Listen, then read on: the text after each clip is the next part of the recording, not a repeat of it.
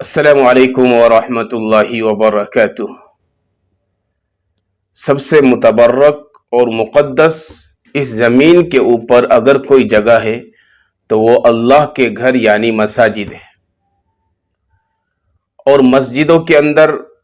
حصہ لینا اور مسجدوں کی تعمیر کرانا اور مسجدوں کے اندر روشنی کا انتظام کرنا، اس کے اوپر اللہ کی طرف سے بڑے بڑے انعامات کے وعدے ہیں۔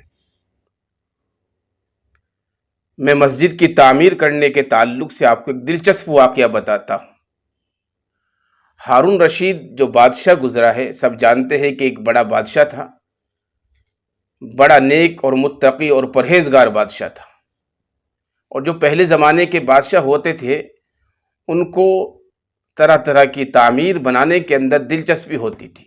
طرح طرح کی عمارتیں بنایا کرتے تھے، اور ان کے اندر ان کا ذوق اور شوق بھی ہوتا تھا کہ وہ اچھی تعمیر اور اچھی عمارتیں بنوایا کرتے تھے اور بناتے تھے۔ ہارون رشید کے دل کے اندر ایک دن یہ بات آئی اور اس نے یہ ارادہ کیا کہ میں بغداد کے اندر ایک مسجد تعمیر کراؤں گا۔ چنانچہ ہارون رشید یعنی بادشاہ نے پورے بغداد کے اندر اعلان کر دیا کہ میں بغداد کے اندر ایک مسجد تعمیر کراؤں گا، اور ساتھ میں اس نے یہ بھی اعلان کرایا کہ یہ مسجد ایسی ہوگی کہ اس مسجد کے اندر کسی کا بھی چندہ وصول نہیں کیا جائے گا، کسی سے کوئی پیسہ نہیں لیا جائے گا، اور سرکاری خزانے سے بھی میں اس میں کوئی مدد حاصل نہیں کروں گا، بلکہ میں خود کے اپنے ذاتی پیسے سے مسجد کو بناؤں گا اور مسجد کو تعمیر کروں گا۔ اعلان ہو گیا۔ اور جب بادشاہ کا اعلان ہو جاتا ہے پھر پیسے کون دے گا مسجد کے اندر؟ جب اس نے یہ اعلان کیا تو ایک مزدور رہتا تھا بغداد کے اندر، اس کے کانوں کے اندر یہ آواز گئی اور اس نے اس اعلان کو سنا۔ مزدور تھا بیچارہ، صبح کو جاتا تھا کام کرنے کے لیے، شام تک دیہاڑی مزدوری کرتا تھا اور شام کو آ کر اپنے اہل و عیال پہ خرچ کر دیتا تھا۔ تو جب اس مزدور نے یہ اعلان سنا تو اس نے کہا کہ کیا اب اللہ کے گھر کی تعمیر کا حصہ بھی ہم سے چھین لیا جائے گا؟ چنانچہ اس نے اللہ سے دعا کی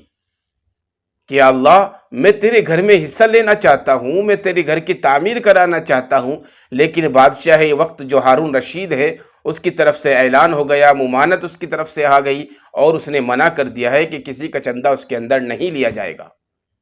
لیکن جب دل کے اندر ایمان کا جذبہ ہوتا ہے اور دل کے اندر اپنے ایمان سے محبت ہوتی ہے اور دل کے اندر ہمت ہوتی ہے تو پھر اللہ کی مدد آیا کرتی ہے۔ تو اس مزدور نے اپنے دل کے اندر ٹھان لی کہ مجھے حصہ ضرور لینا ہے۔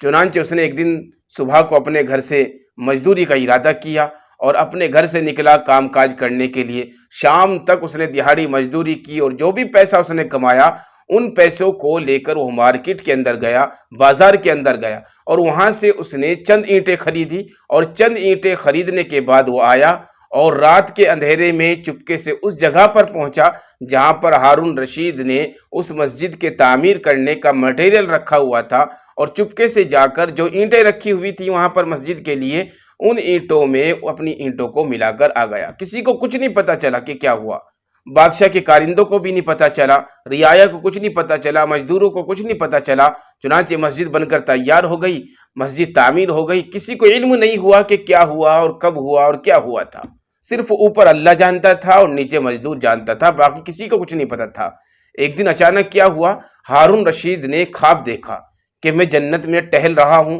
اور جنت میں ٹہلتے ٹہلتے بادشاہ ایسے مقام پر پہنچا، ایسی جگہ پر پہنچا جہاں پر اس نے دو محل دیکھے جنت کے اندر۔ ایک محل پر ہارون رشید کا نام لکھا ہوا تھا، اور دوسرا جو محل تھا اس کے محل کے برابر میں اس کے اوپر بغداد کے مزدور کا نام لکھا ہوا تھا۔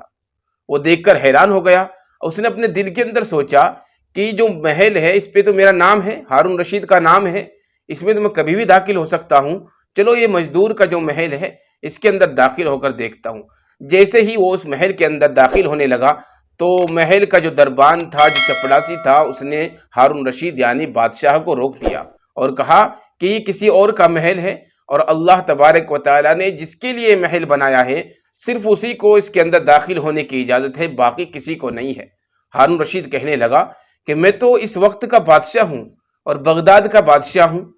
اور ظاہر بات ہے جب میں وقت کا بادشاہ ہوں تو پوری رعایا پر میری حکومت ہے، اور جب میری رعایا پر حکومت ہے تو میں اپنی رعایا کے کسی کے بھی گھر میں داخل ہو سکتا ہوں، یہ میرا ذاتی حق ہے۔ دربان نے کہا کہ میاں، دنیا کے اندر تم بادشاہ ہوگے، تمہاری دنیا کے اندر بادشاہت چلتی ہوگی، لیکن یہ جنت ہے، اور جنت میں جس کے نام کا محل بنا ہوا ہے صرف وہ اندر جا سکتا ہے، باقی کوئی نہیں اس کے اندر جا سکتا ہے، کوئی اس کے اندر داخل نہیں ہو سکتا۔ اسی دوران بادشاہ وقت کی آنکھ کھل گئی۔ اب یہ حیران ہوا، پریشان ہوا، بڑا مضطرب ہوا کہ آخر ماجرا کیا ہے، اور یہ اپنے دل میں سوچنے لگا کہ میں بادشاہ وقت ہوں اور میں نے اللہ کے راستے میں اتنا پیسہ خرچ کیا، اتنا پیسہ خرچ کیا جس کی کوئی انتہا نہیں، آخر یہ وجہ کیا ہے، ماجرا کیا ہے۔ دن رات اسی سوچ میں ڈوبنے لگا، اسی سوچ میں رہنے لگا۔ ایک دن اس نے اپنے دل کے اندر ارادہ کیا کہ مجھے اس مزدور سے ملاقات کرنی چاہیے۔ چنانچہ اس نے لوگوں کو حکم دیا، اپنے وزیروں کو حکم دیا کہ بغداد کے اندر فلاں فلاں نام کا ایک مزدور رہتا ہے، اس کو تلاش کر کے لایا جائے، ہمیں اس سے ملاقات کرنی ہے۔ چنانچہ لوگ گئے اور اس کو تلاش کر لائے۔ جب دیکھا اس کی طرف تو بالکل غریب مزدور، جس کے بدن پر کپڑے بھی نہیں تھے ڈھنگ سے، اس کو لا کر بادشاہ کے سامنے کھڑا کر دیا۔ بادشاہ اس کی طرف دیکھنے لگا اور کہنے لگا کہ مزدور، میں نے ایسا ایسا خواب دیکھا ہے، اور جنت کے اندر میرے محل کے برابر میں تیرا بھی محل بنا ہوا ہے، مجھے یہ بتا کہ تیری کون سی نیکی ہے کہ جس کی وجہ سے اللہ نے تجھے یہ مرتبہ و مقام دیا ہے کہ میرے محل کے برابر میں تیرا محل بن گیا ہے۔ اب یہ مزدور تھا بیچارہ، یہ بادشاہ کی بات سن کر حیران ہو گیا اور کہنے لگا کہ بادشاہ سلامت، میں تو ایک مزدور ہوں، صبح کو جاتا ہوں، شام کو اپنے دہاڑی مزدوری کر کے اپنے اہل و عیال پر خرچ کر دیتا ہوں، میرے پاس تو کوئی نیکی بھی نہیں ہے، خرچ کرنے کے لیے کوئی پیسہ نہیں ہے، تو پھر میرے پاس بھلا کون سی نیکی ہو سکتی ہے؟ لیکن بادشاہ کہنے لگا کہ نہیں، تمہاری کوئی تو نیکی ہے کہ جس کی وجہ سے اللہ نے تمہیں یہ مقام دیا ہے، تو تم اس نیکی کو یاد کرو۔ تھوڑی دیر سوچنے کے بعد مزدور کہنے لگا کہ بادشاہ سلامت، ایک نیکی میرے یاد ہے، کہ وہ نیکی یہ ہے کہ جب آپ نے مسجد تعمیر کرنے کا ارادہ کیا تھا اور پورے بغداد میں اعلان کرایا تھا کہ ایسی مسجد تعمیر کروں گا کہ اس کے اندر کسی کا چندہ نہیں لیا جائے گا، کسی کی امداد نہیں لی جائے گی، اور نہ سرکاری خزانے سے اس کے اندر کوئی مال لگایا جائے گا، تو میرے دل کے اندر ایک جذبہ پیدا ہوا اور میں نے اللہ کے سامنے اپنے ہاتھوں کو اٹھایا اور میری آنکھوں سے آنسو نکلے، اور میں نے اللہ سے یہ کہا تھا اس وقت کہ اللہ، کیا میری غریبی اس بات پر مجبور کر دے گی کہ میں تیرے گھر کے اندر حصہ نہیں لے سکتا، میں تیرے گھر کی تعمیر نہیں کرا سکتا؟ چنانچہ اس وقت میرے دل کے اندر داعیہ پیدا ہوا تھا، اور میں اپنی ایک دن کی دہاڑی مزدوری لے کر بازار گیا، بازار سے میں نے کچھ اینٹیں خریدی، اور وہ اینٹیں چپکے سے رات کے اندھیرے میں نے آپ کی اینٹوں میں ملا دی تھی۔ صرف یہ ایک نیکی میرے یاد ہے، ہو سکتا ہے کہ اللہ تبارک و تعالیٰ کو یہ نیکی میری پسند آ گئی ہو، اور اسی نیکی کی وجہ سے مجھے یہ مقام ملا ہو کہ اللہ نے آپ کے گھر کے برابر میں میرا گھر تعمیر کروا دیا ہو اور میرا محل بنوا دیا ہو۔